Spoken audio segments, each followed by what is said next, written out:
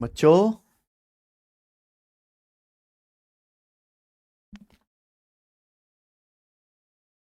नमस्ते हमारे प्यारे भाई।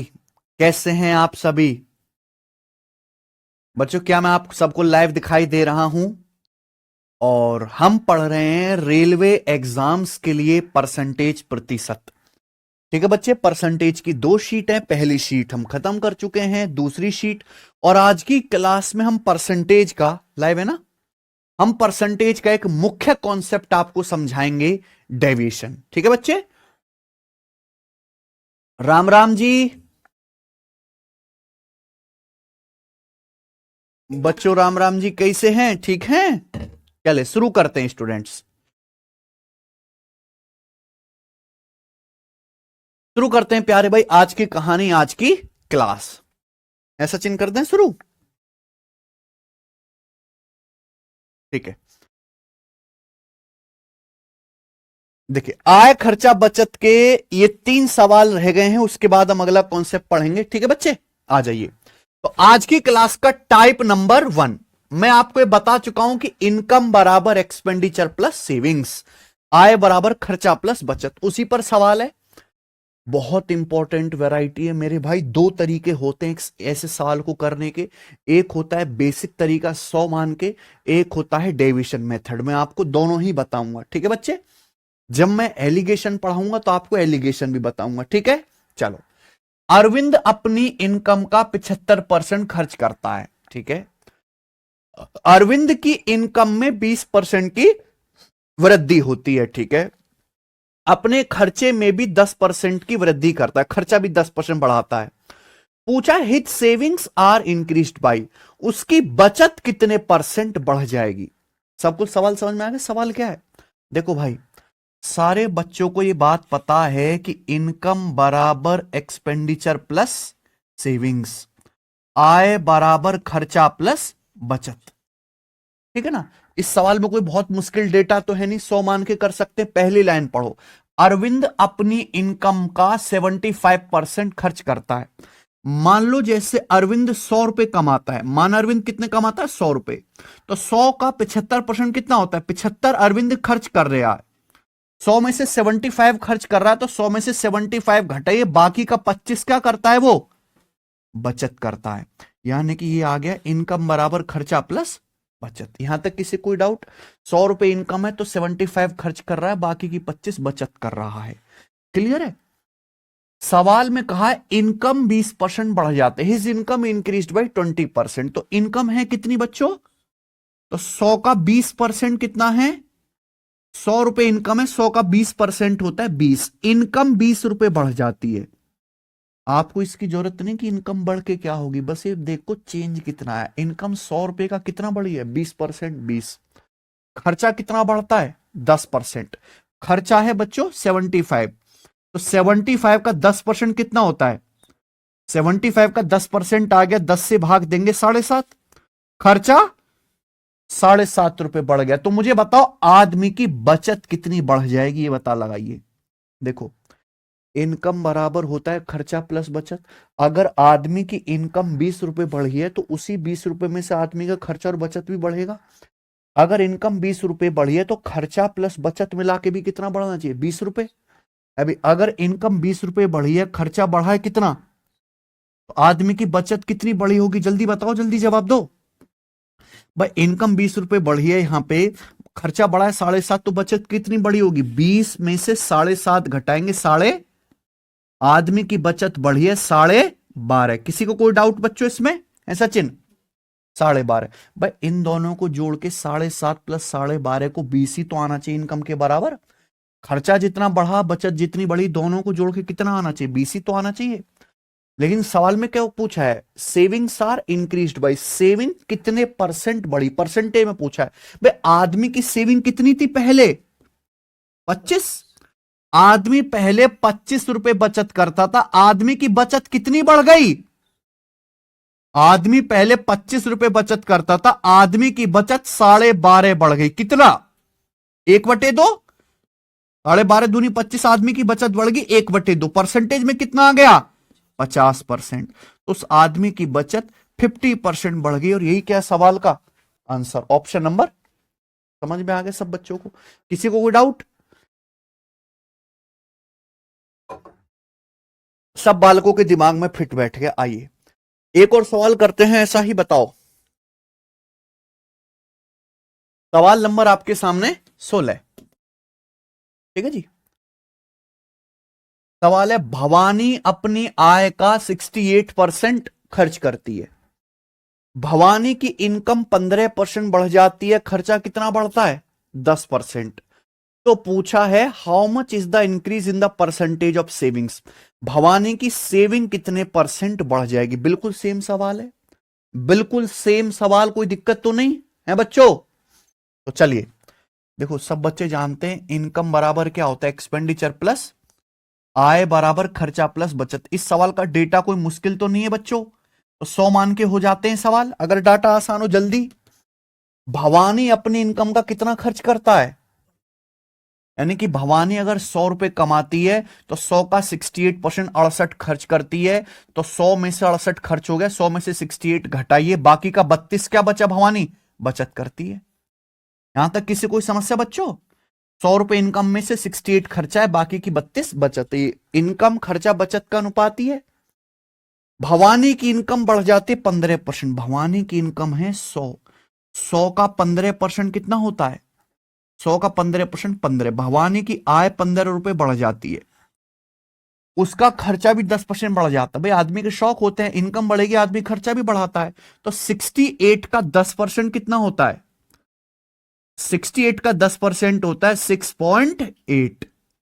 यानी कि मेरे भाई खर्चा कितना बढ़ गया? 6 भवानी की इनकम 15 रुपए बढ़ गई, खर्चा उसने बढ़ाया 6.8। तो भवानी की बचत कितनी बड़ी होगी बताइए? भाई इन दोनों को जोड़ के जितना खर्चा बढ़ा प्लस जितनी बचत बढ़ी, जोड़ के क्या आना चाहिए? 15। इनकम 15 बढ़ी है तो इन दोनों को जोड़ के 15 आना चाहिए। तो भैया बचत कितनी बड़ी होगी? 15 इनकम में से 6.8 घटाओ, 15 में से 6.8 घटाओगे तो क्या आएगा? 8.2। बचत कितनी बड़ी होगी? 8.2। 6.8 खर्चा बढ़ा, बचत 8.2 बढ़ी, दोनों को जोड़ के 8 से 14 15 ही तो आएगा। तो आपसे पूछा है लेकिन परसेंटेज बचत कितने परसेंट बढ़ी? भवानी कितने की बचत कर, भवानी की बचत है कितनी? भवानी 32 रुपए की बचत करते, भवानी की बचत कितनी बढ़ गई?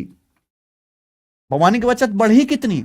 साल पूछा है बचत के प्रतिशत में कितनी वृद्धि, कितने प्रतिशत बचत बढ़ गई? पहले बचत 32 रुपए थी, बचत 8.2 बढ़ गई। तो जो भी आपसे पूछा है वृद्धि कितनी हुई, वो कहां आएगा? ऊपर। और परसेंटेज में कितना? गुणा 100%। लेकिन मैं इस सवाल के देखते समझिए सवाल का आंसर क्या है? बी ऑप्शन, बिना पेन उठाए। एक नॉर्मल एवरेज बालक क्या करेगा? पहले 100 से गुणा करेगा, फिर परसेंटेज का। एक एवरेज बच्चा ऐसे करेगा। लेकिन एक समझदार बच्चा क्या कहेगा कि भाई अगर ऊपर 8.2 की बजाय 8 होता, मान लो अगर ऊपर 8 होता 8.2 की बजाय, तो क्या आ जाता है? 1/4 क्या आ जाता? 25%। लेकिन ऊपर बड़ी संख्या है, 8 नहीं 8.2 है, तो आंसर भी 25% से हल्का सा ज्यादा आएगा ना। 25% से बहुत हल्का सा ज्यादा कौन सा ऑप्शन है सिवाय बी के? तो और कोई नहीं है। समझ में आया ना बच्चों? तो ये आंसर हो गया, ठीक है ना। चले एक और क्वेश्चन करेंगे लास्ट इस टाइप का, सवाल नंबर 17 बनाइए।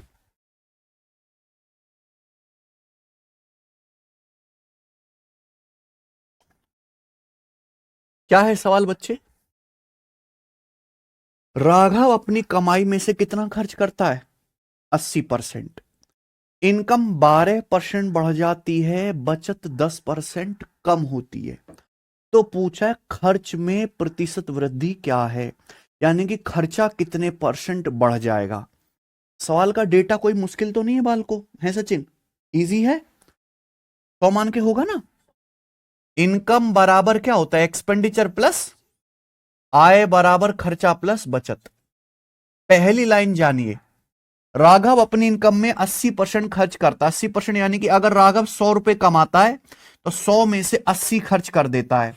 100 में से 80 घटाइए, बाकी का 20 राघव क्या करता है? बचत। ये राघव की इनकम खर्चा बचत है, ठीक है बच्चों? आप बोलोगे सर 1 नंबर आपने पढ़ाया, कोई दिक्कत? अब देखिए हुआ क्या।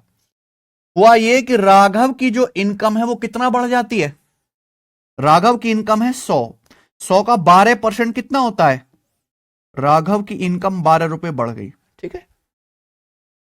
बचत में 10% की कमी होती है, कमी मतलब minus. Savings are decrease by 10%। Raghav की बचत 10% कम होती है। राघव की बचत है कितनी? राघव की बचत है 20, 20 का 10% कितना होता है? राघव की बचत 2 रुपए कम हो जाती है। बोलो, राघव की इनकम 12 रुपए बढ़ी, बचत है 20, 20 का 10% कितना होता है? 2, 2 रुपए कम होगी, कम हो गई, इसलिए मैंने साइन किसका लगाया? माइनस का। तो बच्चों मुझे ये बताइए आप लोग कि राघव का खर्चा कितना बढ़ जाएगा? भाई खर्चा प्लस बचत को जोड़ के ही तो इनकम आना चाहिए 12। अगर इनकम 12 रुपए बढ़ी है तो खर्चा में चेंज प्लस बचत में चेंज जोड़ के 12 आना चाहिए। आप बताओ राघव का खर्चा कितना बढ़ जाएगा बच्चों? 14 रुपए। राघव का खर्चा 14 रुपए नहीं बढ़ जाएगा? भाई राघव का खर्चा बढ़ गया 14 रुपए, बचत 2 रुपए कम हो गई, तो 14 माइनस 2, तो इनकम कितनी बढ़ी? आ गया ना? आप बोलोगे सर, यानी कि राघव का खर्चा 14 रुपए बढ़ गया, लेकिन सवाल में पूछा कितने परसेंट बढ़ा। भाई राघव का खर्चा पहले कितना था? राघव पहले 80 रुपए खर्च करता था और राघव का खर्चा 14 रुपए बढ़ गया। ये आ गया बेटा परसेंटेज में, ये फ्रैक्शन में आया है, परसेंटेज में बदलना है, कितने परसेंट बढ़ा? 100%। सीधा आप देखेंगे कि 20 पंजे 100 और 20 चौक यानी कि 14 पंजे 70/4, 70/4 यानी कि 35/2, यानी कि 17.5, यानी कि राघव का खर्चा 17.5% बढ़ गया। कौन सा ऑप्शन है? ए। बताओ बच्चों, क्या आप इस टाइप का सवाल पेपर में कर लोगे? अफसर कहने से नहीं समझ आया। अफसर क्या नहीं समझ आया बेटा तुझे? सचिन, हमारे समझाने में क्या गलती रहेगी? सवाल में किसे नहीं आया समझ में?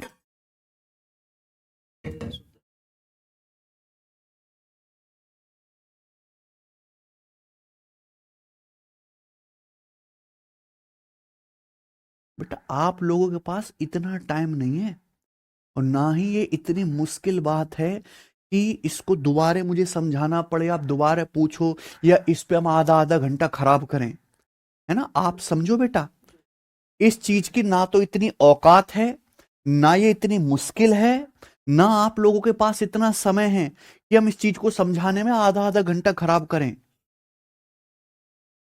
ठीक है बेटे? सर 14 कैसे आया? एक बात बता, तुम्हारे पापा की इनकम 12 रुपए बढ़ जाती है, पापा की कमाई 12 रुपए बढ़ गई, मम्मी ने 2 रुपए खर्चा कम कर दिया, मम्मी ने 2 रुपए बचत कम कर दी, अब है ना, बचत 2 रुपए कम कर दी, खर्चा कितना बढ़ जाएगा? अरे राक्षसो, इनकम बढ़ी 12 रुपए, खर्चा कितना बढ़ा मुझे नहीं पता, बचत कितनी कम हुई? 2 रुपए। तो बराबर होना चाहिए, इनकम बराबर खर्चा प्लस बचत, -2 इधर आएगा तो 12×2 = 14 नहीं आ गया? खर्चा, खर्चा 14 बढ़ा, खत्म है भैया। ठीक है, मैंने 3 सवाल इसलिए कराए कि जो गधे मतलब पैदल हैं दिमाग से बालक वो भी समझ पाए। ठीक है, चलो आगे चलते हैं। अगला टाइप, अगला टाइप आपके सामने है बच्चों, परसेंटेज ब्रेक मेथड। विजेंद्र कहने सब फ्रैक्शन में आ जाए तो उसके बेटा तरीका बताऊंगा ना। मैंने क्या बोला? इस प्रकार के सवालों को करने के 3 तरीके हैं। ये पहला तरीका बताया मैंने आपको 100 मान के। दूसरा तरीका मैं अभी आपको बताऊंगा, थोड़ा पेशेंस, सबर नाम की चीज रखो, सबर करो बेटा, सबर।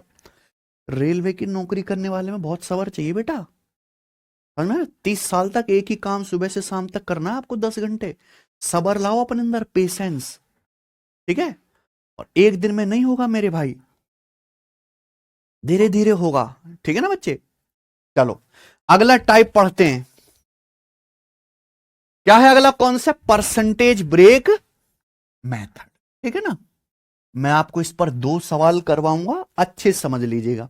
देखिए ये केवल ऐसा, परसेंटेज और रेशियो को मैं धीरे करके क्यों पढ़ा रहा हूं, क्योंकि ये ऐसा नहीं है, ये जो कॉन्सेप्ट आप सीख रहे हो कि केवल परसेंटेज में पढ़े, इसका फिर कोई यूज नहीं है।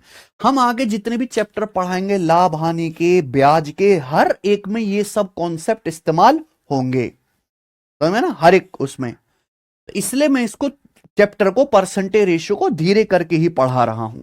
ठीक है ना बच्चे, चलिए पहले कॉन्सेप्ट समझते हैं। मैं आपसे पूछूंगा, भाई आप सब गांव के छोटे शहर के लड़के हो, है ना? आप बताइए, आम के गांव में एम मतलब मैन, डब्ल्यू मतलब वुमेन, ठीक है? मैं आपसे पूछता हूं कि आपके गांव में पुरुषों की आबादी 20% बढ़ जाती है, प्लस मतलब बढ़ना। आपके गांव में महिलाओं की आबादी भी 20% बढ़ जाती है।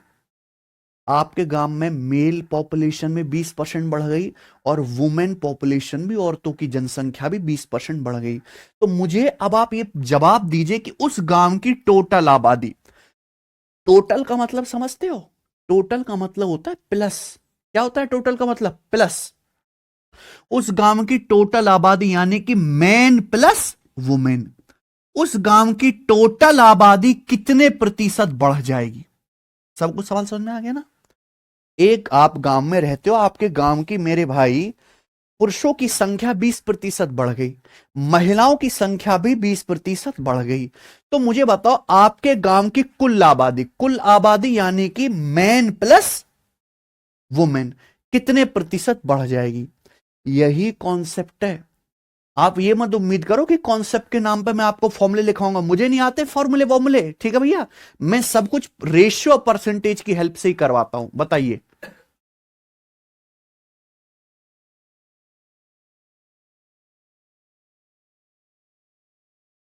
बहुत बढ़िया, काफी सारे बच्चों ने बताया है। कुछ लोग 44% बता रहे हैं, जो गलत है।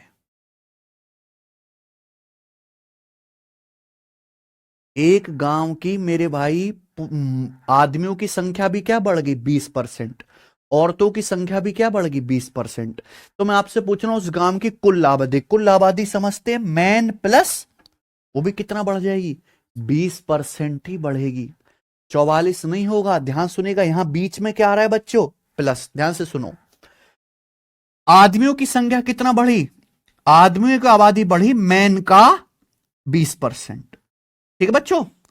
औरतों की संख्या कितनी बढ़ी है? औरतों की आबादी बढ़ी है औरतों की संख्या का 20%। कुल आबादी कितनी बढ़ी भैया गांव की? आप क्या कर दोगे, इसको जोड़ दोगे। कुल आबादी इतना बढ़ी है, तो आप देखोगे भैया यहां से 20% क्या आ गया? कॉमन। यानी कि मैन प्लस वुमेन का कितना बढ़ गई आबादी?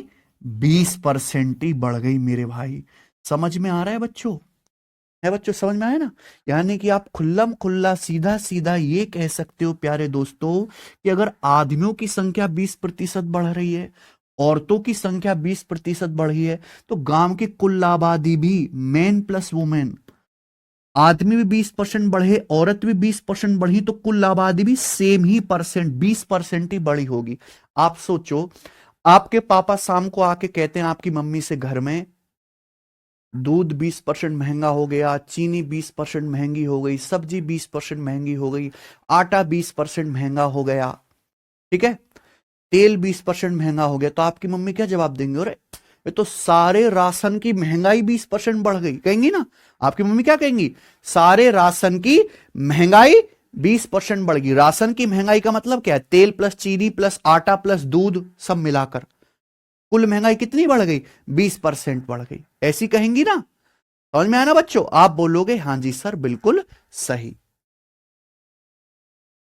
रजनी आर्या, पेशेंस, पेशेंस नाम की चीज होती है। रजनी आर्या कह रहे हैं चैप्टर कब खत्म होगा?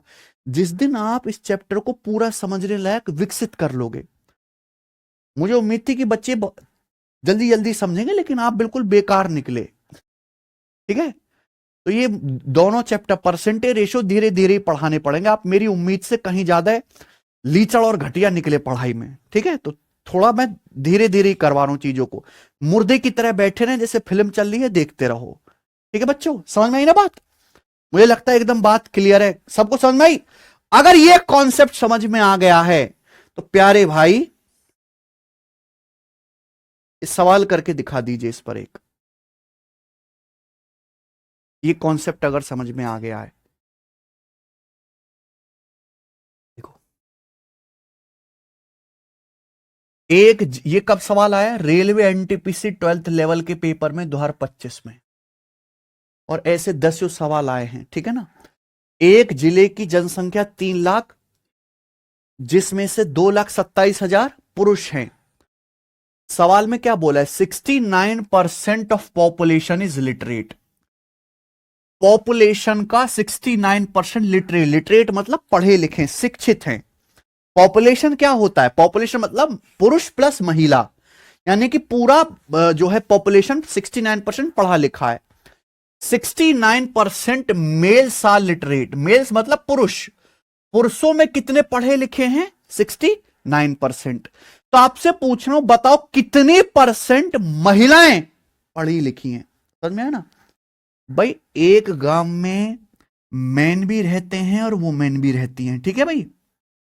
इन दोनों को मिलाकर बनता है population total, man plus total population हो गया। सवाल में कहा गया है 69% जनसंख्या साक्षर है, यानी कि मैन प्लस वुमेन, कुल आबादी में से 69% लोग ऐसे हैं जो पढ़े लिखे हैं। कुल कितनी आबादी पढ़ी लिखी है, 69%। आगे बोला है 69% पुरुष शिक्षित हैं। पुरुष कितने पढ़े लिखे हैं, तो मुझे बताओ फिर महिलाएं कितने परसेंट पढ़ी लिखी होंगी, बताओ। अभी तो मैंने समझा है मेरे भाई, है भाई। देखो ये भी 69% है, ये भी 69% है ना। पुरुष 69% पढ़े लिखे हैं, कुल आबादी भी 69% पढ़ी लिखी है, तो महिलाएं भी कितना पढ़ी लिखी होंगी, 69%। यानी कि महिलाएं भी 69% ही पढ़ी लिखी होंगी। ऑप्शन नंबर ए, कुछ सॉल्व ही नहीं करना था, केवल सीधा आपसे कंसेप्ट ही पूछा है ये। भाई एक गांव में 69% पुरुष पढ़े लिखे हैं, 69% ही औरत पढ़ी लिखी है, तो सरकार क्या घोषणा करेगी माइक पे कि भाई इस गांव की कुल आबादी में 69% लोग पढ़े लिखे हैं।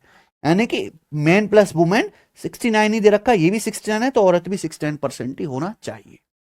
ठीक है बच्चों, समझ में आया ना, कितनी बेसिक सी बात थी। चलिए इसी को एक लेवल एडवांस करते हैं। ये बताना बेटा, मैं क्या सिखा रहा हूं आपको, परसेंटेज ब्रेक मेथड। बहुत अच्छे से समझना मेरे भाई, दिमाग लगाना है ना, दिमाग को इधर उधर मत रखना, और कोशिश करना कि जो मैं बोलूं एक एक चीज को सुनो। अगर आपने कहीं भी स्किप कर दिया ना, दोबारा इस चीज को लिख के बताना बड़ा मुश्किल है। ठीक है जी,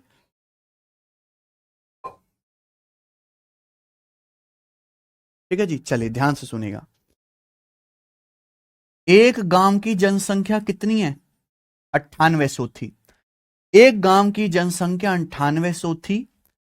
एक साल में पुरुषों की आबादी में 8% की वृद्धि हुई। ठीक है बच्चों, महिलाओं की संख्या में कितनी वृद्धि हुई, 5% की वृद्धि हुई। ठीक है, इस एक साल बाद गांव की जनसंख्या कितनी हो गई बढ़कर 10,400।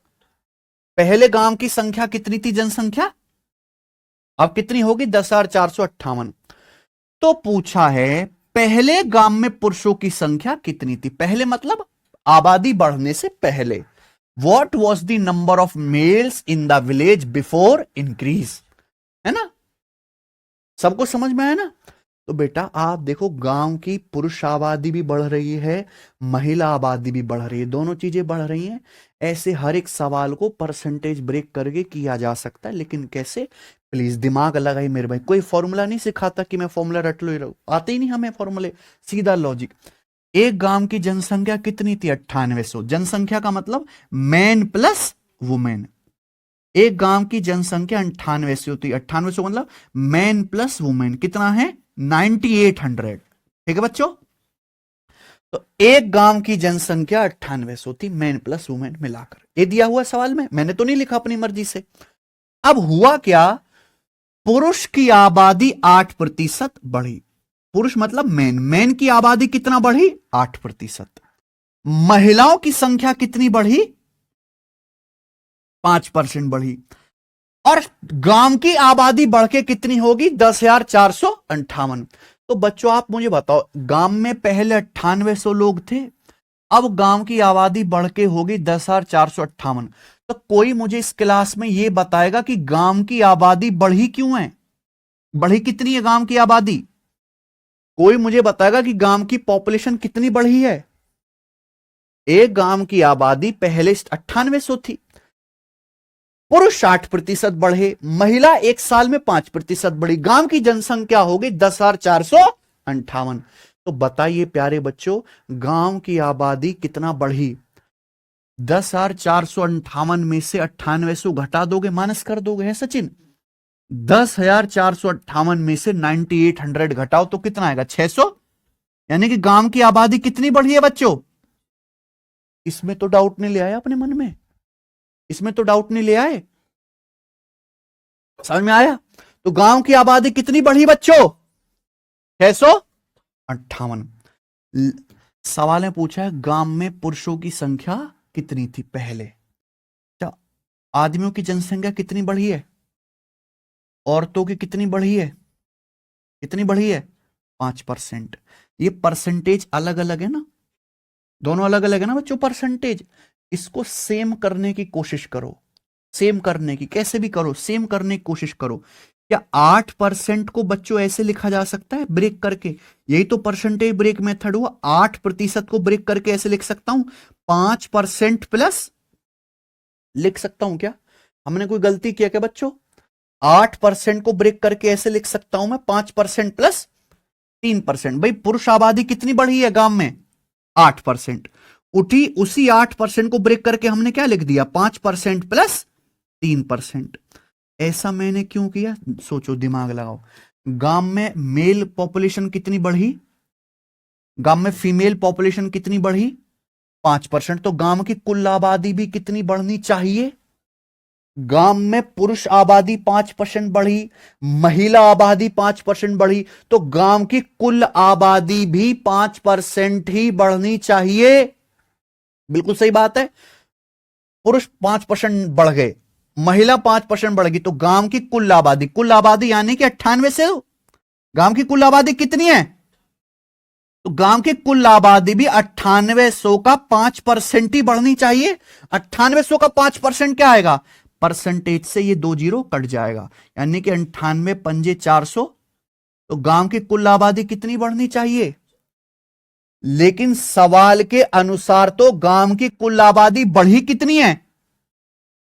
गांव की कुल आबादी बढ़नी चाहिए 490, जबकि सवाल के अनुसार गांव की कुल आबादी बढ़ी है 658। यानी कि गांव की आबादी कितनी एक्स्ट्रा बढ़ी है? गांव की आबादी कितनी एक्स्ट्रा बढ़ी? 168। गांव की आबादी 168 एक्स्ट्रा बढ़ी है। बोलो हां, गांव की आबादी कितनी बढ़ी है? 168 एक्स्ट्रा बढ़ी। कोई दिक्कत? ये 168 एक्स्ट्रा आबादी क्यों बढ़े? वाई दिस एक्स्ट्रा आबादी बढ़ी? ये एक्स्ट्रा आबादी क्यों बढ़ी है? तो आप कहोगे कि सर क्योंकि पुरुष की संख्या 5% नहीं बढ़ी, पुरुष की संख्या बढ़ी है 8%, पुरुषों की संख्या 3% एक्स्ट्रा बढ़ी है उसकी वजह से, है कि नहीं? पुरुषों की संख्या कितना? 3% एक्स्ट्रा बढ़ी है उसकी वजह से। यानी कि पुरुषों की संख्या का 3% ही किसके बराबर है? 168 के बराबर है। बोलो बात समझ में आ गई? पुरुषों की संख्या का 3% ही किसके बराबर है? 168 के बराबर है। तो मेल पॉपुलेशन का 3% ही क्या है? 168। तो मेल पॉपुलेशन का 1% कितना आएगा? भाई मेल पॉपुलेशन का 1% क्या आएगा? 3 से भाग दे दो। 168 को 3 से भाग दो, 3 पंजे 15, 3 चिंग 18, 56, है ना? आपसे क्या पूछा है? पहले गांव में पुरुषों की संख्या, पहले मतलब 100%। तो पहले गांव में पुरुषों की संख्या कितनी थी? मेल पॉपुलेशन का 100% कितना आ जाएगा? 2 जीरो जो लगा दो, 5600। तो सवाल का आंसर क्या है? 5600। अगर आपको समझ में आ गया तो कमेंट में यस लिख दो। अजय जी, इससे ऊपर लेवल का आपको नहीं पढ़ना है, आप रेलवे की अगर तैयारी कर रहे हो, ठीक है? परसेंटेज रेशियो से आपके पेपर में टफ सवाल नहीं आते हैं, प्रॉफिट लॉस और टाइम स्पीड एंड डिस्टेंस से आते हैं। उसके लिए पेशेंस रखो वहां तक जाने का, ठीक है जी? नवीन कह रहे हैं sir please cover all NTPC under graduate questions. मैंने सब कुछ कवर कर रखा है। तुमने कभी एनटीपीसी के सवाल खोल के देखे भी हैं? एक ही सवाल 50 बार आया तो क्या मैं 50 बार एक सवाल करा दूं? है राक्षस, जिंदगी भर उसी में उलझे रहेंगे, कभी खत्म ही नहीं होगा।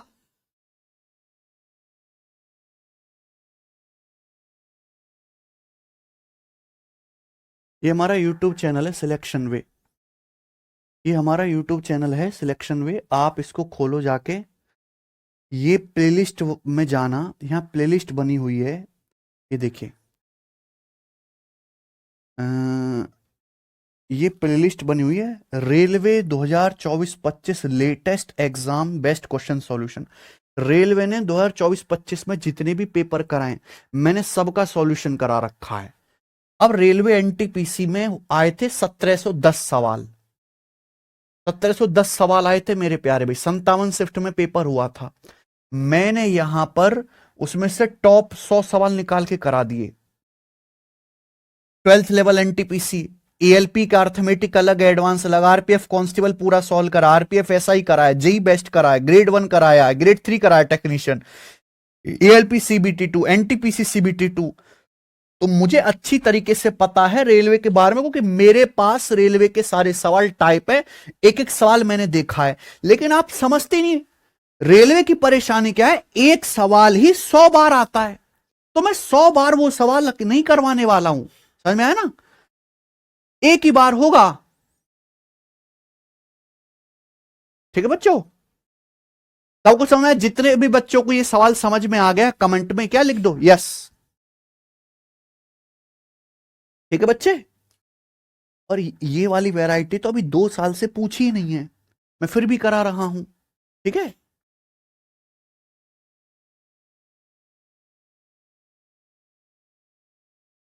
बेवजह कमेंटबाजी करने की बजाय चुपचाप पढ़ने पे ध्यान दीजिए। कोई कमेंट मत करो, केवल पढ़ो और समझो। अगर आप क्लास में बताए गए मेरे एक एक सवाल को, एक एक क्लास को अच्छे से पढ़ लोगे, फिर आप मॉक टेस्ट लगाने बैठना, आपको दिखेगा कि सर ने ये भी करवाया था, ये भी करवाया था, ये भी करवाया था। समझ में आया ना? ठीक है। एक डाउट है कि सर महिलाओं की आबादी कैसे निकालेंगे? भाई देखो, मेल आबादी कितनी आ गई, हमने निकाल दी गांव की मेल आबादी 5600 है। टोटल आबादी कितनी है? 9800। तो महिलाओं की कितनी आ जाएगी?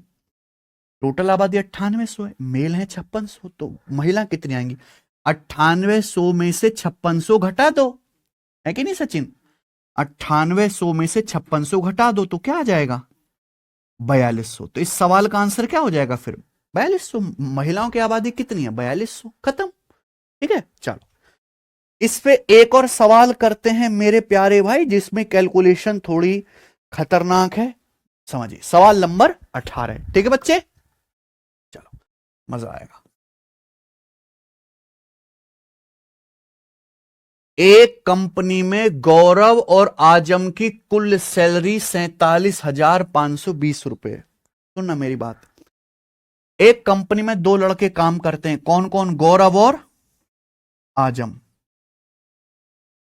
एक कंपनी में 2 लड़के काम करते हैं, गौरव प्लस आजम। गौरव और आजम की टोटल सैलरी मिला के कितनी है? 47,520 रुपए। ठीक है भाई, गौरव आजम की सैलरी। बोला गौरव का वेतन 23% और आजम का वेतन 30% बढ़ता है, उनका कुल वेतन बढ़कर 59,928 रुपए हो जाएगा। तो पूछा गौरव का आरंभिक वेतन ज्ञात कीजिए। ठीक है ना? गौरव की सैलरी कितनी बढ़ती है?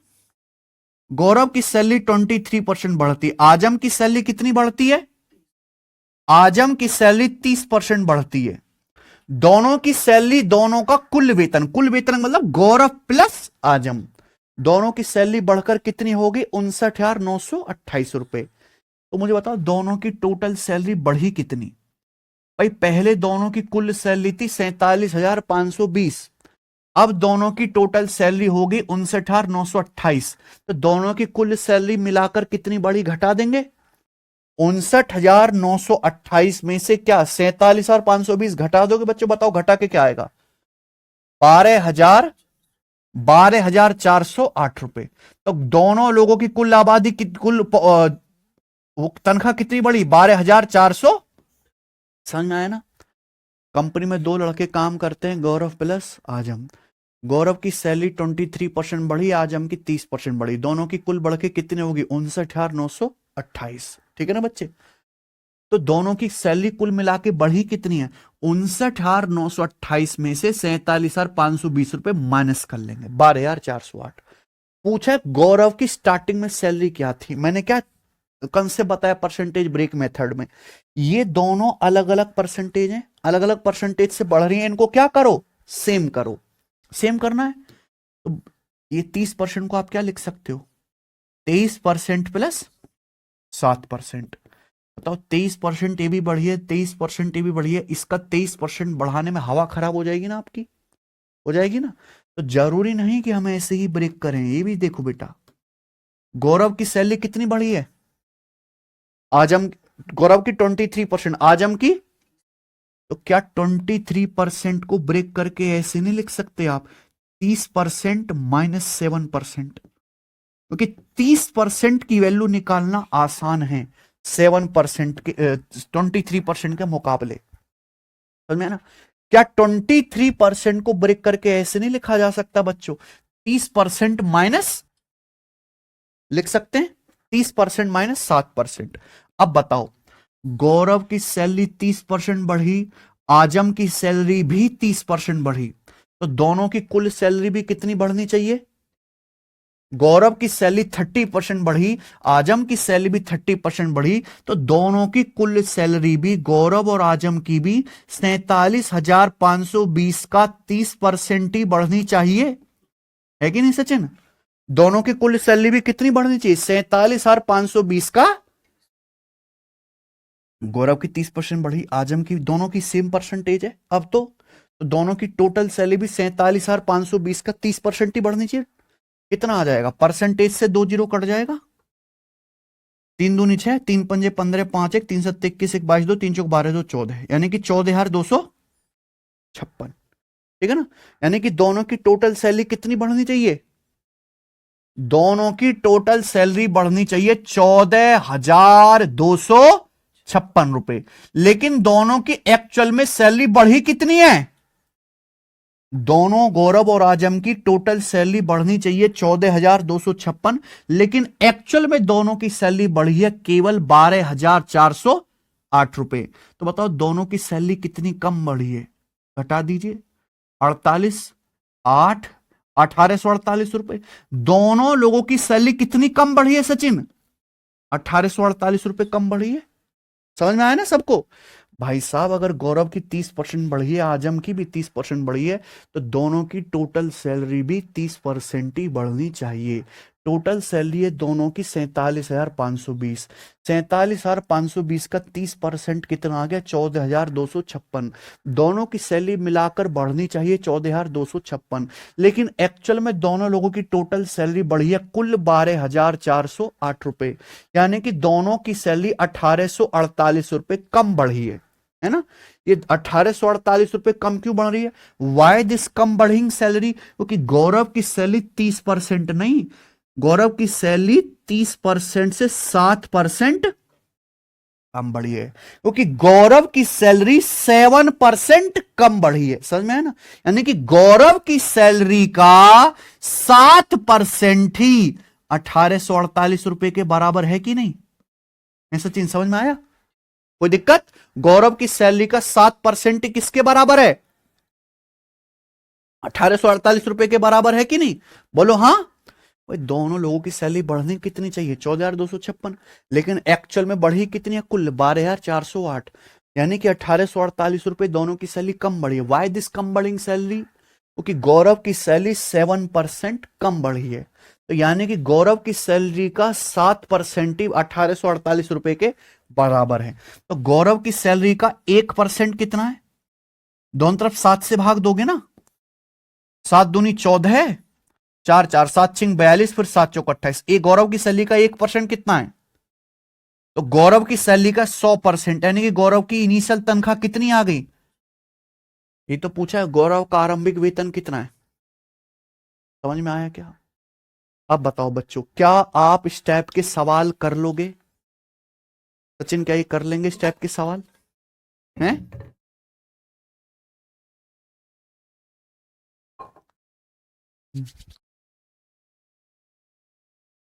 ठीक है, देखो मैंने आपको दोनों करा दिए बच्चों। हालांकि पिछले 2 साल से रेलवे ने वाला टाइप नहीं पूछा है, पहले पूछ रखा था 2017 में 21 में, तो इसका ये मतलब नहीं कि मैं करा नहीं रहा। समझ में आना बच्चे?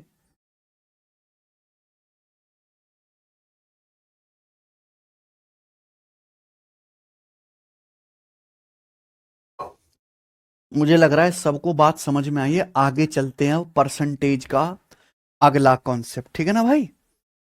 सब बच्चे अपनी कॉपी में हेडिंग डालेंगे डेविएशन। ठीक है भाई, सब बच्चे अपनी कॉपी में अब मेरा दिमाग खाओगे तुम। सब बच्चे अपनी कॉपी में हेडिंग डालेंगे गंदा सा डेविएशन। देखो मेरे भाई, पूरे टीचर कम्युनिटी में ये कंसेप्ट कोई नहीं बताता डेविएशन। मैं बताता हूं कि इसको समझाने में समय लगता है, बहुत मेहनत लगती है। बच्चों के अंदर इतना पेशेंस नहीं है, क्योंकि एक बड़े कॉन्सेप्ट को समझने के लिए बहुत पेशेंस चाहिए। लेकिन अगर आपने एक बार एक कॉन्सेप्ट सीख लिया तो बहुत सारे सवाल अलग अलग चैप्टर के, कंपाउंड इंटरेस्ट के, सिंपल इंटरेस्ट के, परसेंटेज के, लाभ हानि के, डिस्काउंट के, अलग अलग तरीकों से नहीं करने पड़ेंगे। कभी ये तरीका लगा रहे हैं, कभी ये कर रहे हैं। बहुत सारे सवाल एक ही छत के नीचे एक ही तरीके से होंगे और एक ही स्टेप में होंगे, ठीक है ना? तो इस कॉन्सेप्ट को पढ़ने में समझने में समय तो लगेगा, लेकिन अगर आप इसका इस्तेमाल सीख गए तो एक बहुत बड़े सवालों का हिस्सा अर्थमेटिक का ऐसे होने लगेगा चुटकियों में।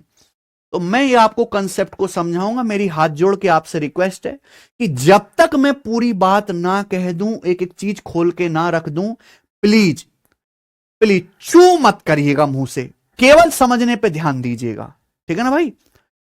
हलक से आवाज मत निकालिएगा। डेविएशन हिंदी में इसको कहते हैं प्यारे बच्चों विचलन। क्या कहते हैं हिंदी में? विचलन। मैं हर एक बात आपको एग्जाम्पल से समझाऊंगा और प्यारे दोस्तों आपका मजा आ जाएगा, ठीक है भाई? हर एक बात आपको एग्जाम्पल से समझाऊंगा, देखना। ठीक है दोस्तों, देखो मैंने काफी सारे एग्जाम्पल पहले लिख लिए हैं। चलिए बच्चों ध्यान से सुनेगा, स्टूडेंट सब बच्चे प्यार से सुनेगा। एग्जाम्पल है ना? मैं अपनी मर्जी से डाटा ले रहा हूं, फिर आपसे पूछूंगा। मान लीजिए कि आपने जो है पेपर दिए दो। आपने मान लीजिए आपने 2 एग्जाम दिए, गणित का और फिजिक्स का, ठीक है? जब तक मैं पूरी बात ना कहूं हलक से आवाज मत निकालिएगा, केवल सुनिएगा। मान लीजिए बच्चों आपने 2 पेपर दिए, गणित का और फिजिक्स का। गणित का पेपर है 500 नंबर का, फिजिक्स का पेपर है 750 नंबर का, लिखा हुआ है फुल मार्क्स।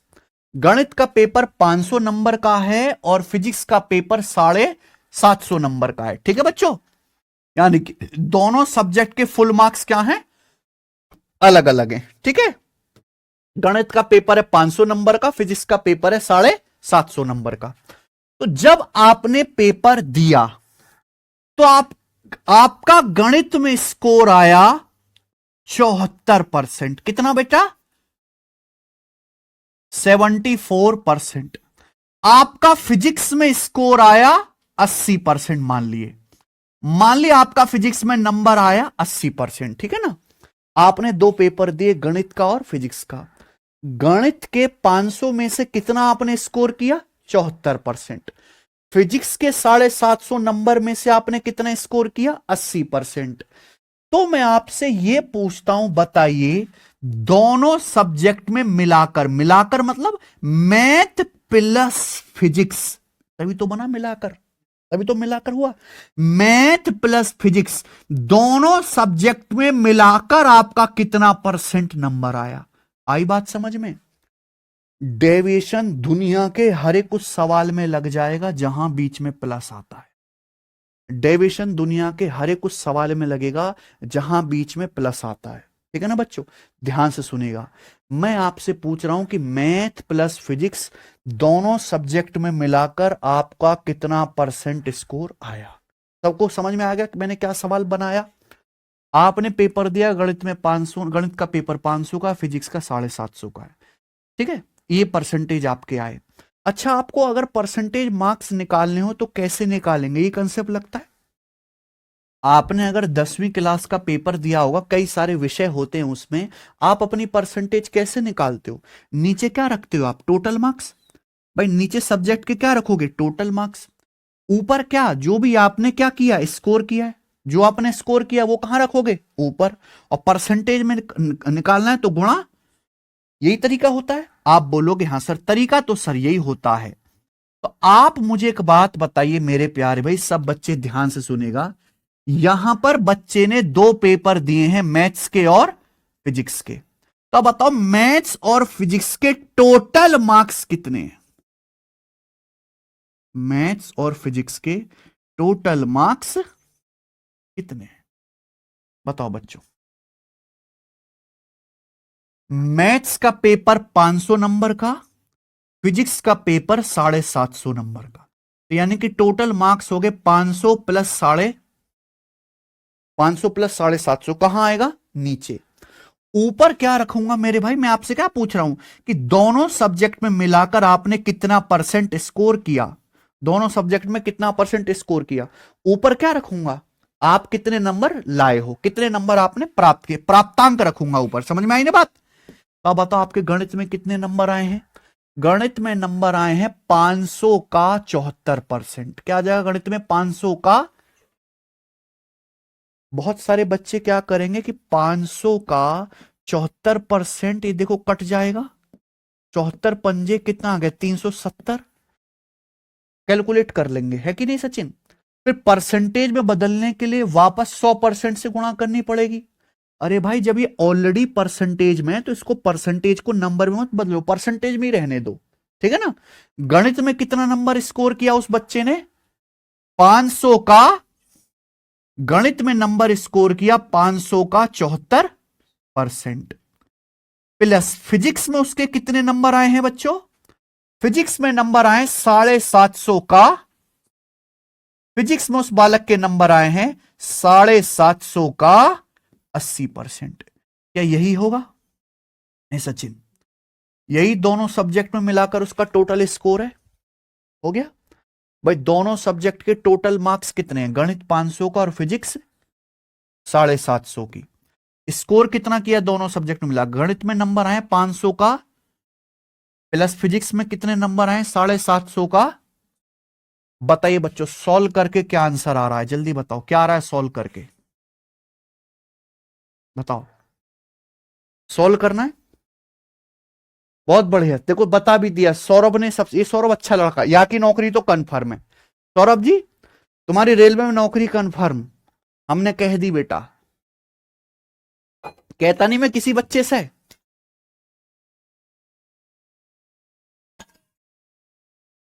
युवराज कह रहा 40%। बताओ इसको सॉल्व करके कितना आ रहा है, सॉल्व भी तो करना है। तो सॉल्व करके आएगा 77.6%। कितना आ रहा है बच्चों सॉल्व करके, 77.6%। ये आएगा बच्चे सॉल्व करके, ठीक है ना। सीधा कैलकुलेशन करेंगे कितना आएगा बेटा, 77.6%। ठीक है बच्चों, ये हो गया बेसिक, सबको समझ में आया। पूरी दुनिया में कोई बच्चा नहीं जिसको बेसिक ना समझ में आया। और ये ना समझ में तो आपने ये बताओ 10वीं की परसेंटेज कैसे निकाली फिर आपने, ठीक है कि दूसरे से निकलवाई, ये गलत तो नहीं लेके फिर रहे मार्केट में, ठीक है।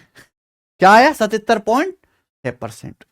आप लोगों ने एक बात देखी, जब मैं इसकी कैलकुलेशन कर रहा था तो ये जो संख्या है 500, ये 750 किससे कट रही है, 250 से कट रही है, किससे कट रही है। तो आप ये देखना मेरे प्यार भी, ऊपर यहां बीच में क्या आ रहा है, यहां बीच में क्या आ रहा है, प्लस। ये 500 और 750 किससे कट रहा है, 250 से। तो क्या बच्चों में ऊपर नीचे 250 से काट नहीं सकता है सचिन, क्या ऊपर नीचे 250 से काट नहीं सकता। 500 और 750 250 से कट रहा है, 250 से 500 कट जाएगा कितनी बार, 2 बार। 250 से 750 कट जाएगा कितनी बार, ये 500 से मेरे प्यार भी 500 250 से कट जाएगा 2 बार, 750 कट जाएगा 250 से।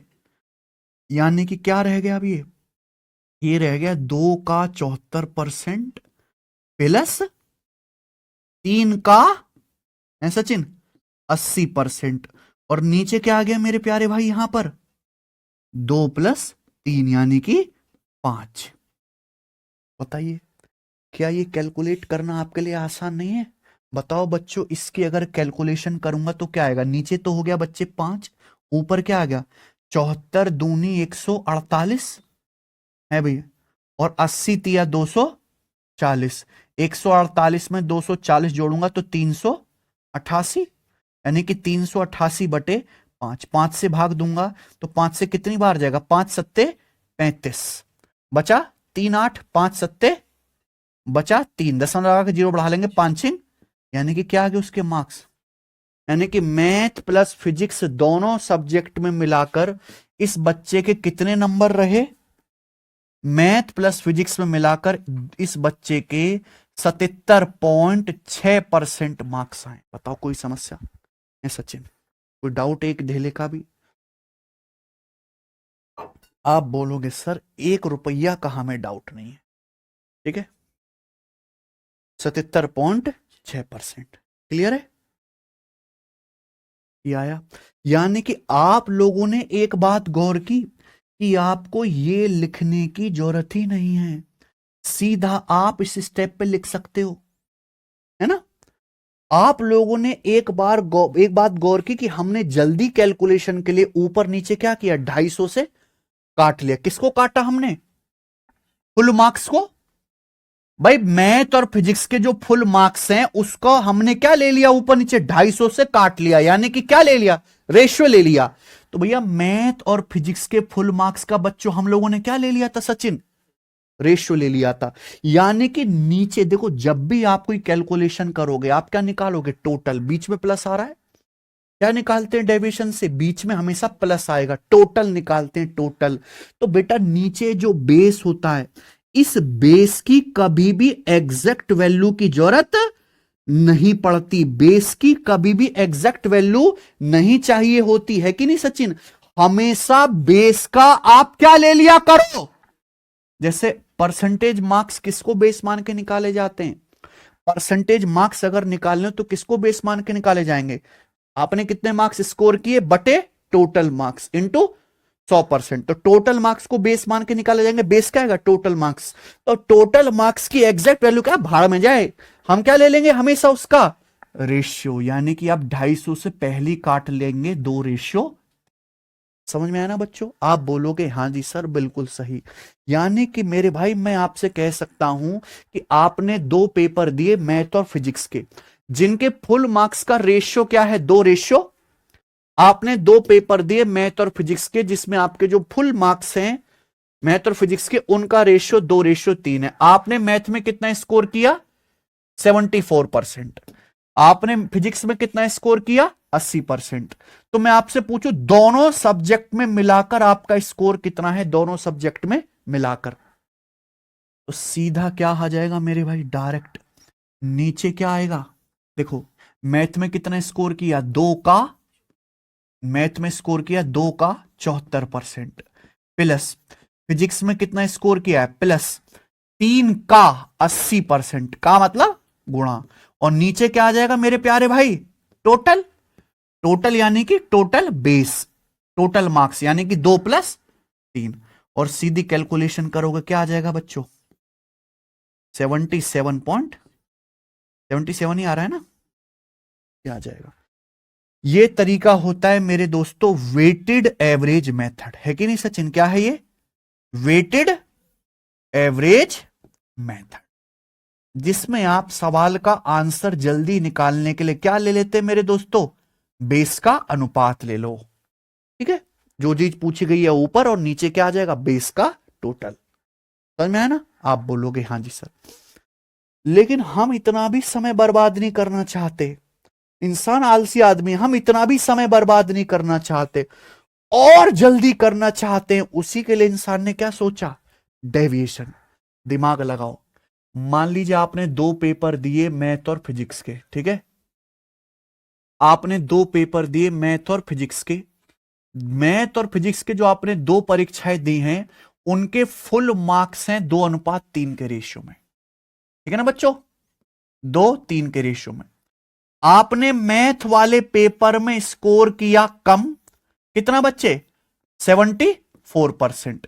फिजिक्स के पेपर में आपने स्कोर किया कितना बेटे? 80%। मैं आपसे यह पूछ रहा हूं, बताओ जरा, दोनों सब्जेक्ट में मिलाकर यानी कि मैथ प्लस दोनों सब्जेक्ट में मिलाकर कितना परसेंट नंबर आया? समझ में आया ना? दोनों सब्जेक्ट में मिलाकर कितना परसेंट आया? डेविएशन हमेशा वहीं लगेगा जहां बीच में क्या आएगा बच्चों? प्लस का साइन। यही है वेटेड एवरेज मेथड। मैंने आपको सिखा दिया है कि नहीं सचिन? मैथ में कितने पास हुए? फिजिक्स में कितने? दोनों परसेंटेज अलग अलग है। ये कितना है? 74। ये कितना है? अलग अलग है ना? सेम कर लो। 80% को मेरे प्यारे भाई, क्या आप इस तरीके से नहीं लिख सकते? 80% को 74% प्लस 74% प्लस, क्या ऐसे नहीं लिख सकते? सेम कर लो। क्या 80% को बच्चों ऐसे नहीं लिख सकते? 74% प्लस। बताओ, किसी ने कोई रोका है क्या आपको ऐसे लिखने से? बता दीजिए, गणित में कितने परसेंट नंबर आए? गणित में कितने परसेंट नंबर आए? 74। फिजिक्स में कितने परसेंट नंबर आए? फिजिक्स में भी 74% आए। आपके गणित में भी 74% नंबर आए, फिजिक्स में भी 74% नंबर आए। तो आपके ओवरऑल कितने नंबर आए बच्चों? आपके दोनों सब्जेक्ट में मिलाकर ओवरऑल 74% ही नंबर आए हैं। है भाई? एक बच्चे का देखना 10वीं का रिजल्ट, उसके गणित में भी 70 नंबर है, हिंदी में भी 70 है, चित्रकला में भी 70 है, विज्ञान में भी 70 है। तो यानी कि उसकी परसेंटेज कितनी है? 70% है कि नहीं? गणित में भी 74% नंबर है, फिजिक्स में भी 74%। तो ओवरऑल कितने नंबर है? 74% ही है। लेकिन फिजिक्स में 3 नंबर का 6% एक्स्ट्रा मिले हैं सचिन। फिजिक्स में 3 नंबर का 6% क्या मिले एक्स्ट्रा? फिजिक्स में 3 नंबर का 6% एक्स्ट्रा मिले हैं। समझ में आ रही है आपको मेरी बात? उसी बच्चे को फिजिक्स में 3 नंबर का 6% क्या मिले एक्स्ट्रा। ये जो एक्स्ट्रा है, आपको क्या निकालना है? दोनों सब्जेक्ट में कुल मिलाकर कितने परसेंट नंबर आए। ये जो एक्स्ट्रा है, ये केक है। केक कटेगा तो सब में बटेगा, केक कटेगा तो सब में बटेगा। सब में मतलब दोनों सब्जेक्ट के टोटल। दोनों सब्जेक्ट के टोटल मार्क्स कितने हैं मैथ और फिजिक्स के? मैथ के हैं 2 नंबर, फिजिक्स के हैं 3। तो मैथ प्लस फिजिक्स के टोटल नंबर कितने? यानी कि नीचे किससे डिवाइड करोगे मेरे भाई? ये जो एक्स्ट्रा है इसको किस में बांट देंगे? 5 में बांट देंगे। समझ में आया ना बच्चों? समझ में आया ना? नीचे क्या लेने हैं, लेता है आपको? Full marks. नीचे क्या लेने हैं बच्चों आपको? नीचे क्या लेने हैं बच्चों आपको? फुल मार्क्स, टोटल मार्क्स, है ना? तो आप ये देखो कि मैथ में कितने नंबर हैं? 74%। फिजिक्स में कितने नंबर? 74%। ठीक है भाई? तो ओवरऑल भी दोनों सब्जेक्ट के 74% ही होने चाहिए, लेकिन फिजिक्स में 3 नंबर का 6% ज्यादा मिल रहा है। तो ये जो फिजिक्स में 3 नंबर का 6% एक्स्ट्रा है, वो किस में बढ़ जाएगा? टोटल में। केक कटेगा तो सब में बटेगा। सब में मतलब दोनों सब्जेक्ट के टोटल मार्क्स कितने हैं? 5। तो किस में बांट देंगे? 5 में बटे 5। तो बताइए क्या आंसर आया? 74%। और ये कितना आ गया? 3 छिंग 18 को 5 से भाग देंगे। 18 बटे 5 करना है, ऊपर नीचे 2 से गुणा कर लिया करो। 36 बटे 10। 36 बटे 10 कितना आ गया? यानी कि 74 में 3.6 जोड़ेंगे। बच्चे के दोनों सब्जेक्ट में मिलाकर कितने नंबर आए हैं? 77.6%। यही है 77.6। अगर समझ में आ गया तो कमेंट में यस लिख दो।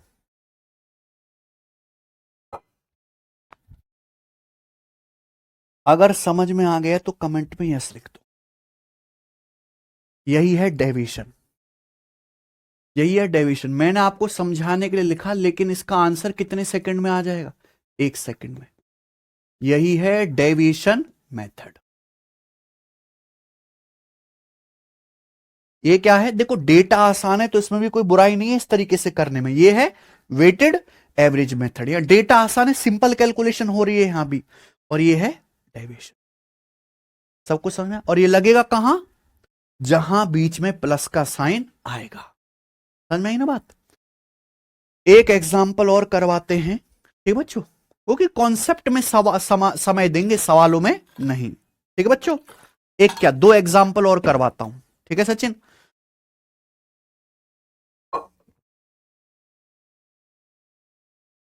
देखो बच्चे,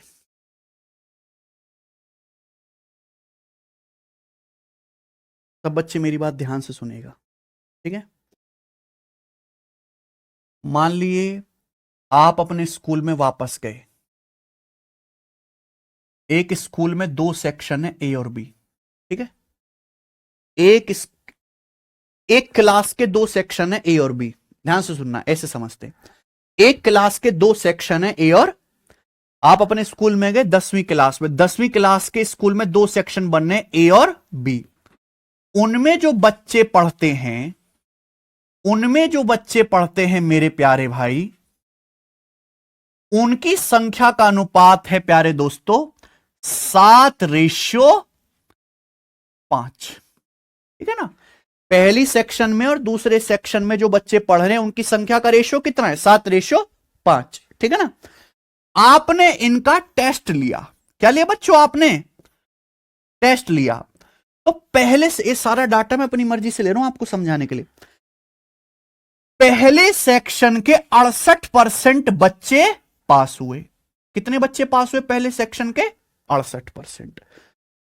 दूसरे सेक्शन के मेरे प्यारे भाई 79% बच्चे पास हुए। 29 नहीं, कितना कर लें,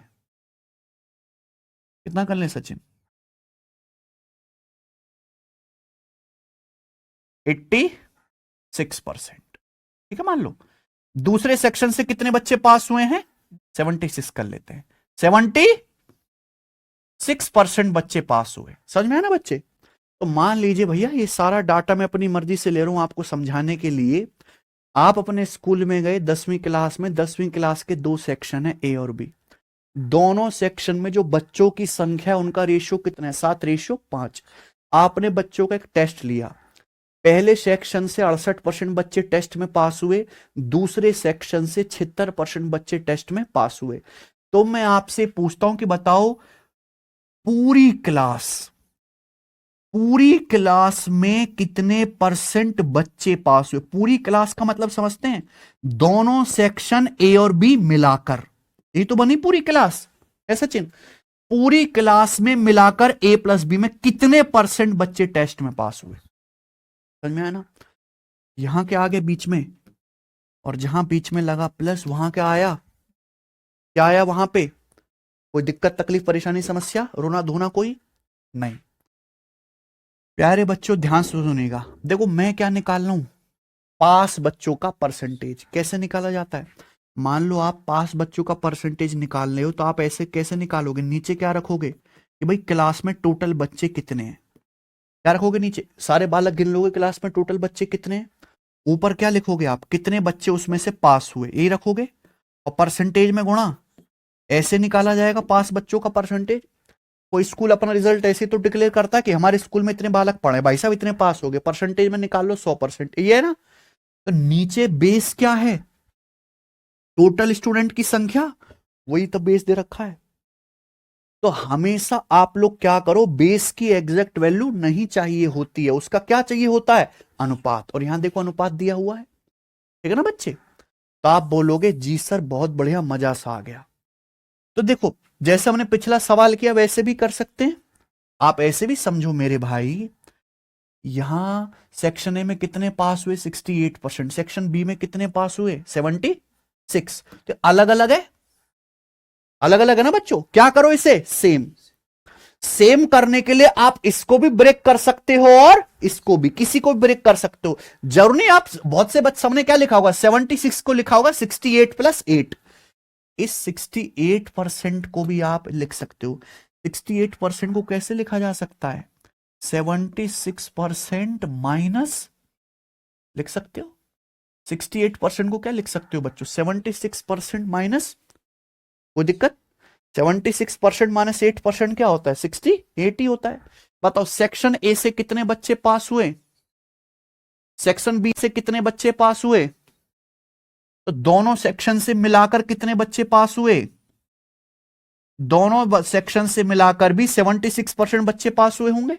सेक्शन ए में 76% पास है, सेक्शन बी में भी 76% पास है, दोनों में भी सेक्शन 76% पास है। लेकिन सेक्शन ए में सेक्शन ए में 7 बच्चों का 8% कम पास हुए। बीच में माइनस आ रहा है ना। सेक्शन ए में 7 बच्चों का 8% कम पास हुए हैं, है भाई। सेक्शन में 7 बच्चों का 8% कम पास हुए हैं। ये किस में बढ़ जाएगा? सभी बच्चों में। केक कटेगा तो सब में बचेगा, सब में बटेगा। सब मतलब टोटल बच्चे कितने हैं दोनों सेक्शन में मिलाकर? सेक्शन ए और सेक्शन बी में मिलाकर टोटल बच्चे 7 5, तो किससे भाग देंगे? 12 से। तो क्या आ जाएगा? 76 माइनस, ये देखो किससे कट गया? 4 दूनी 8, 4 तिया 12, यानी कि 14 बटे 7 दूनी 14 बटे 14 को जब 3 से भाग देंगे, 3 चौक 12 और 2 बटे 3 यानी कि पॉइंट 6 तो 76 में से 4.66 घटाऊंगा तो अप्रोक्स कितना आएगा? 71.33। तो यही आ रहा है बेटा। देखो सब बच्चों को यही आ रहा है कि दोनों सेक्शन से मिलाकर कितने परसेंट बच्चे पास हुए? 71.33%। आपने अलग तरीके से किया, हमने अलग तरीके से बताया, आंसर पे कोई फर्क आया नहीं। सचिन समझ में आया होगा ना? ठीक है, चलिए। ये सवाल है आपके सामने।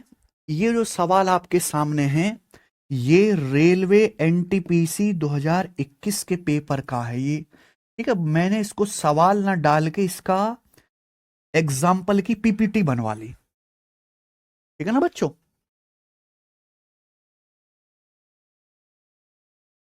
सब बच्चे ध्यान से सुनेगा, सब बच्चे ध्यान से सुनेगा।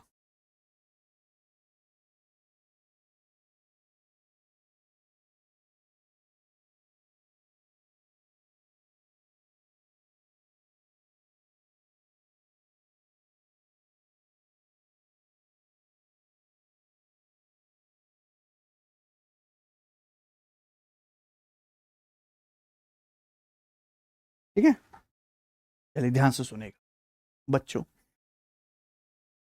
आपकी रसोई में चावल भी आता है, दाल भी आता है, शुगर चीनी भी आती है, सब मिलाते हैं पापा आपको खाने को। चावल दाल और चीनी पे जो आप पैसा खर्च करते हो उसका रेशियो है 7-13-5। समझ में आया ना?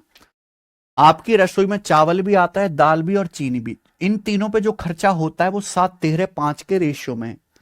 सरकार बनी, महामानव मोदी जी जो है सरकार में आए, चावल का खर्चा 17% बढ़ गया। चावल पे खर्च कितना बढ़ गया? 17%, यानी कि चावल 17% महंगा हो गया। चावल का प्राइस 17% बढ़ गया। मान लीजिए कि दाल 19% महंगी हो गई, दाल का प्राइस कितना बढ़ गया? 19%। ठीक है ना? चीनी मान लीजिए 20% महंगी हो गई बच्चों। चीनी कितनी महंगी हो गई? 20%। समझ में है ना? तो आप चावल दाल चीनी पे जो खर्चा करते हो वो 7-13-5 के अनुपात में। चावल 17% महंगा हो गया, दाल 19% और चीनी 20%। तो हमारा सवाल ये है इन तीनों पे मिलाकर, यानी कि चावल प्लस दाल प्लस चीनी, तीनों पे मिलाकर यानी कि आपका कुल खर्चा कितने परसेंट बढ़ जाएगा? सबको समझ में आया ना? आपका कुल खर्चा कितने परसेंट बढ़ जाएगा? क्या आ रहा है बेटा बीच में? अरे जहां प्लस वहां डेविएशन। समझ में आया ना बच्चे? आप बोलोगे सर बहुत बढ़िया, तो भैया आप इसको निकाल सकते हो। एक स्टेप पे निकालोगे कि नहीं?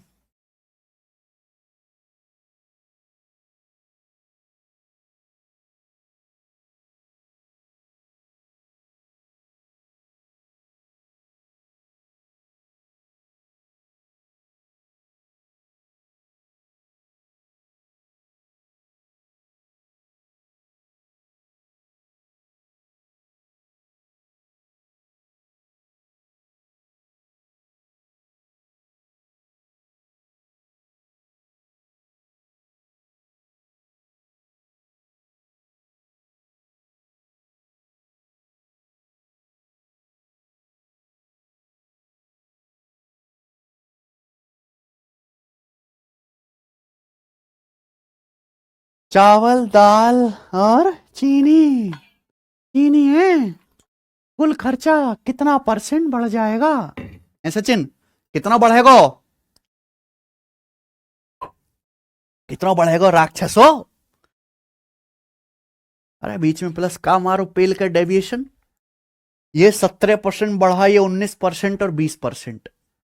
तो 19 को ब्रेक करके क्या लिख सकते हो? 17 प्लस 19% को ब्रेक करके क्या लिख सकते हैं? 17% प्लस 2%।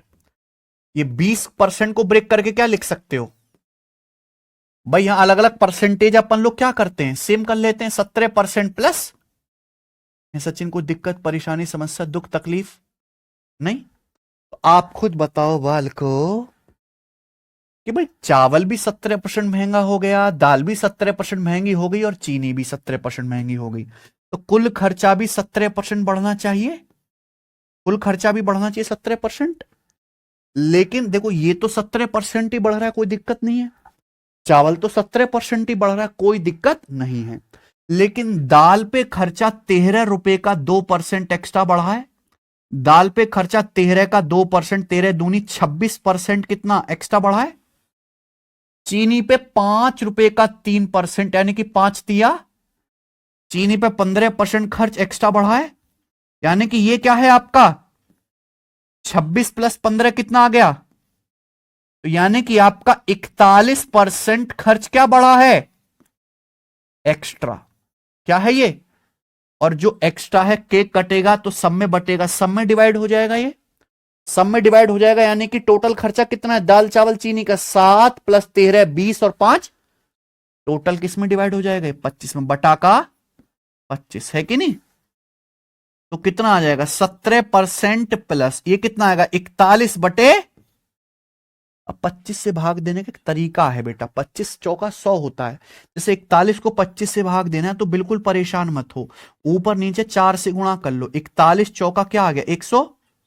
164 को 100 से भाग दोगे तो 1.64। तो 17 में 1.64 जोड़ूंगा तो कितना आएगा?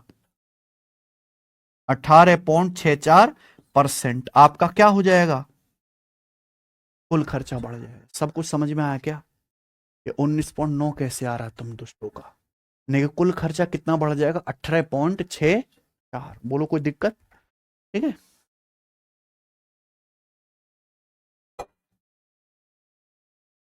मुझे नहीं लगता यहां पे एक देहले का कोई डाउट है किसी को, है सचिन? है क्या?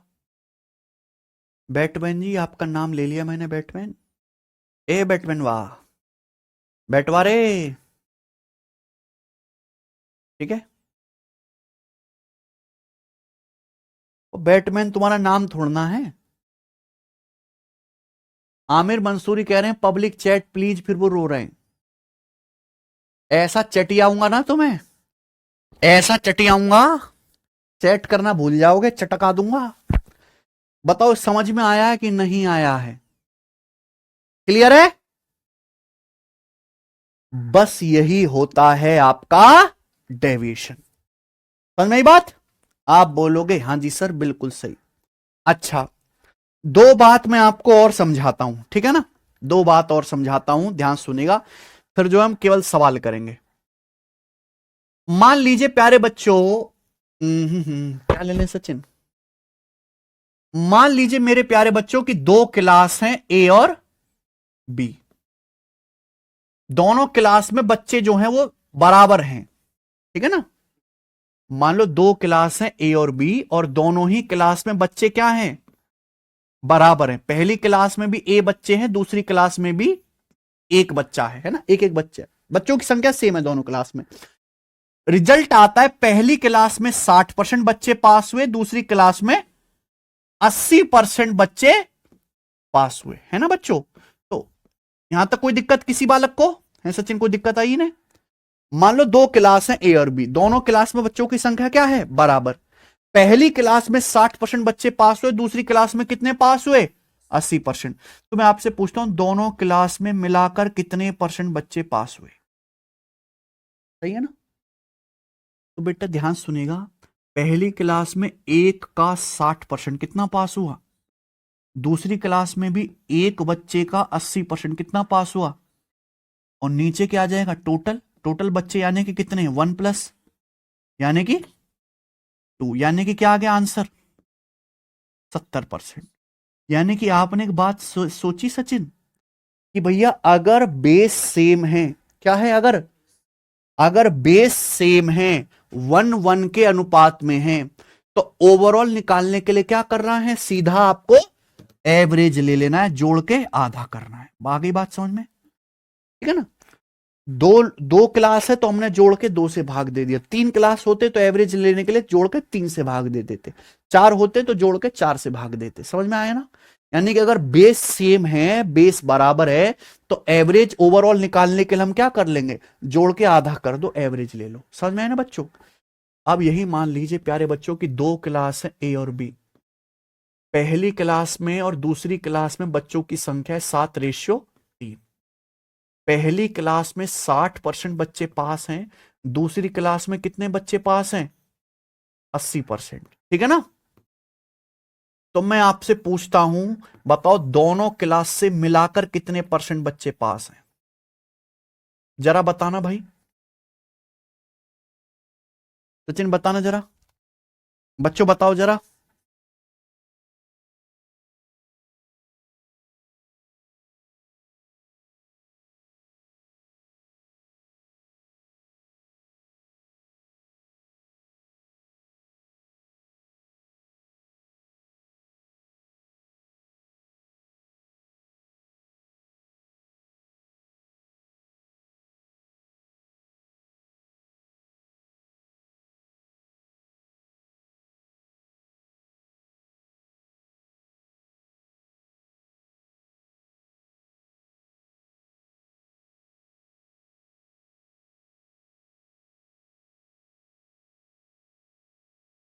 देखो मैं आपको एक चीज समझाना चाहता हूं। सब बच्चों का आंसर देखो कमेंट में आ गया, सबका आ गया भैया 66%। I am proud of you मेरे भाई, आप समझ गए। देखो 66%, उतना तकलीफ दी नहीं आपने समझने में जितना मुझे उम्मीद थी तुमसे, जल्दी समझ गए। क्या आंसर आएगा, 66% आ रहा है ना। देखो मैं एक चीज बताना चाहता हूं, सबका 66 आ रहा है। यहां क्लास ए और बी में जो बच्चे हैं उनकी संख्या कितनी है, 7:3 के अनुपात में है कि नहीं सचिन। 60% क्लास ए में पास हुए, क्लास बी में 80%। अगर मान लो दोनों क्लास में बच्चों की संख्या बराबर होती, अगर मान लो दोनों क्लास में बच्चों की संख्या बराबर होती, तो आंसर क्या आता, एवरेज आता 70%। अगर मान लो दोनों क्लास में बच्चों की संख्या ए और बी बराबर होती, तो क्या था, ए प्लस बी में कितने पास हुए होते, एवरेज 60 + 80/2 यानी कि 70%। ये आंसर आ जाता है कि नहीं सचिन, जैसे यहां है। लेकिन भाई जब मैं इस सवाल को देखता हूं तो यहां सेक्शन ए में बच्चे ज्यादा है, क्लास ए में बच्चे ज्यादा हैं। अगर क्लास ए में बच्चे ज्यादा हैं तो आंसर भी इसी की तरफ झुकेगा। ऐसे होता ना है भी भैया, जिसकी वाहवाही ज्यादा होती है सरकार भी उसी की बनती है, मेजोरिटी उसी को वेट देती है, बस वाहवाही होनी चाहिए, है ना। तो यहां क्लास ए में बच्चे ज्यादा हैं, तो आपका आंसर भी इसी की तरफ शिफ्ट होगा। यानी कि आपका जो आंसर है 70% और 60% के बीच में ही आएगा। क्या आपको ये बात क्लियर है, समझ में आया ना बच्चों, है कि नहीं। यानी कि बहुत सारे सवाल ऐसे हैं जो सीधा ऑप्शन से ही हो जाएंगे अगर आप इस टेक्नोलॉजी का इस्तेमाल कर लोगे। जैसे इस सवाल का आंसर क्या आता है बच्चों, 66% आ रहा है ना, 60 और 70 के बीच में ही आ रहा है, ठीक है ना।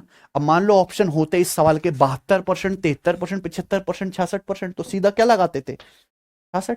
समझ में है ना बात। तो ये चीज बहुत इंपॉर्टेंट है। और मैं एक बात बताऊं मेरे भाई, एक चीज और सुनना, ये भी आप समझना मेरे भाई। अगर एक क्लास, दो क्लास हैं, क्लास ए और क्लास बी। क्लास ए में कितने बच्चे पास हैं, 60%। क्लास बी में कितने बच्चे पास हैं, तो दोनों क्लास में मिलाकर बच्चे जितने पास होंगे वो आंसर हमेशा इन दोनों के बीच का ही आएगा, हमेशा। समझ में आया ना। ऐसा नहीं हो सकता कि क्लास ए में 60% पास है, क्लास बी में 80%, और आप आंसर बताने लगो सर 92% पास होगी क्लास। गलत है, हो सकता है क्या ऐसे है। क्लास ए में 60% बालक पास है, क्लास बी में 80%। आप कहो सर दोनों क्लास में मिला के तो कुल 30% ही पास हुए, हो सकता है क्या ऐसा? आपका जो भी आंसर आता है हमेशा इन दोनों के ही बीच की कोई संख्या आएगा, इसी को बोलते हैं मीन वैल्यू, इसको मीन वैल्यू भी कहते हैं। हमेशा आंसर इन दोनों के बीच की ही कोई संख्या आएगी। समझ आई ना बात? आप बोलोगे जी सर। इसी के साथ ये डेविएशन होता है दी एंड। और प्यारे दोस्तों हम इस पे करते हैं सवाल। सवाल नंबर है आपके सामने 20।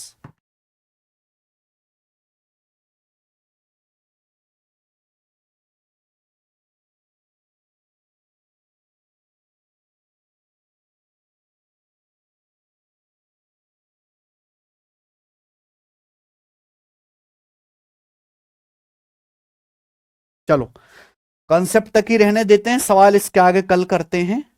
ठीक है बच्चों, कल की जो क्लास होगी मैंने आज केवल आपको कॉन्सेप्ट बेसिक समझाया है। कल आप मेरे से रोना धोना मत करिएगा कि सर ये कहां से आया, ये कहां से आया। कल हम सीधे इस पे डायरेक्ट सवाल करेंगे, ठीक है? तो कल रिवीजन करके आइएगा अच्छे से, ठीक है ना भाई? आज इतना ही, कल मुलाकात होगी।